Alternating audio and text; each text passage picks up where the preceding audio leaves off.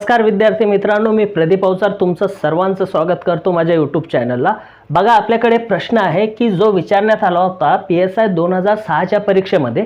तर प्रश्न काय म्हटलेला आहे माहित आहे काय की fill in the gap with appropriate phrasal verb, म्हणजे वाक्य दिलेलं आहे आणि त्या रिकाम्या जागेमध्ये त्या गॅपमध्ये काय की एक फ्रेझल वर्ब म्हणजे ज्याच्यामध्ये क्रियापद असेल असे 4-5 शब्दाचे जे ऑप्शन दिलेले आहेत ना ते आपल्याला निवडायचं आहे। आता बघा काय होतं, रवी पंडित हे जे आहे ना आपल्या वाक्याचा काय सब्जेक्ट आहे, इथं काहीतरी वर्ब येणार आहे म्हणजे तुमचा फ्रेझल वर्ब येणार आहे। आणि क्रिकेट कमेंट्री केव्हापासून करतो तो सिन्स 1985।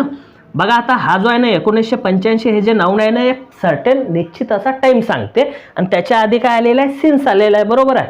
आता हे फॉर आणि सिन जे आहे ना हे आपण केव्हा यूज करत असतो, बघा सिन्स हे सर्टेन टायमासाठी यूज होतो आणि फॉर जे आहे ना हे अनसर्टेन टायमासाठी यूज करत असतात। आणि हे केव्हा यूज करतात माहिती आहे काय, बघा सिन्स हे सर्टेन टायमासाठी आणि फॉर जे आहे ना हे अनसर्टेन टायमासाठी म्हणजे अनिश्चित वेळेसाठी।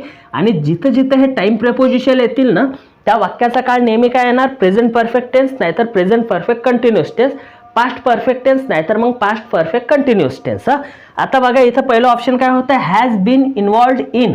बघा हॅज हे प्रेझेंट वाला हेल्पिंग वर्ब आहे, नंतर बी टू बीचा फॉर्म आहे आणि हे काय होतं तुमचं थर्ड फॉर्म म्हणजे प्रेझेंट परफेक्ट टेन्स पॅसिव्ह वाला फॉर्मेशन आहे। नंतर बघा काय होतं सेकंड वाला की हॅड बीन इन्वॉल्व्ड इन म्हणजे याच्यामध्ये पास्ट आहे परफेक्ट आहे टेन्स, पास्ट परफेक्ट वाला पॅसिव्ह वाला स्ट्रक्चर आहे। म्हणजे काय होणार इथं हे पहिल्या नंबरचं बी उत्तर येते, 2 नंबरचं बी उत्तर येते आणि सेकंड काय होतं बघा इज अँड इन्वॉल्व्ड हे थर्ड फॉर्म म्हणजे सिंपल प्रेझेंट टेन्सचं पॅसिव्ह फॉर्मेशन, हे तर उत्तर येणारच नाही। आणि वाज बिंग इन्वॉल्व्ड इन म्हणजे काय की पास्ट कंटिन्युअस टेन्सचं पॅसिव्ह वाला फॉर्मेशन होतं, त्यामुळे हे पण तुमचं नाही येणार। म्हणजे तुमचे 2 ऑप्शन काय येतील, हे हॅज बीन इन्वॉल्व्ड इन एकतर हे यायला पाहिजे नाहीतर मग हॅड बीन इन्वॉल्व्ड इन हे यायला पाहिजे। आता हा जो प्रश्न विचारण्यात आला होता ना PSI 2006च्या परीक्षेमध्ये आणि अशा प्रकारचे जर का 2 ऑप्शन उत्तर येत असतील तेव्हा या प्रश्नाला जे आहे ना रद्द केल्या जाते आणि याचे जे मार्कातनं विद्यार्थ्यांना देण्यात आले येतात।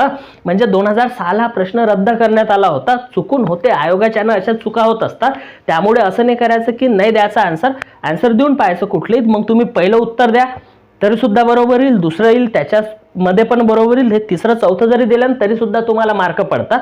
म्हणजे अशा प्रकारचे जर प्रश्न आले तर आयोगाकडनं चूक झाली तर तुम्हाला मार्क दिले जातात तो प्रश्न रद्द करू ना। तर बघा विद्यार्थी मित्रांनो, याच्यामध्ये शिकण्यासारखं काय होतं, सिन्स आणि फॉर जर काय यूज होत असेल तर वाक्याचा टेन्स कुठला असायला पाहिजे। बघा अशाच प्रकारे तुम्हाला नवीन नवीन ट्रिक शिकायच्या असतील तर आमच्या चॅनलला सबस्क्राईब करा, व्हिडिओ आवडला तर नक्कीच लाईक करा, मित्रांमध्ये शेअर करून त्यांना पण सांगा। सर्वांचे खूप खूप धन्यवाद माझा व्हिडिओ बघितल्याबद्दल।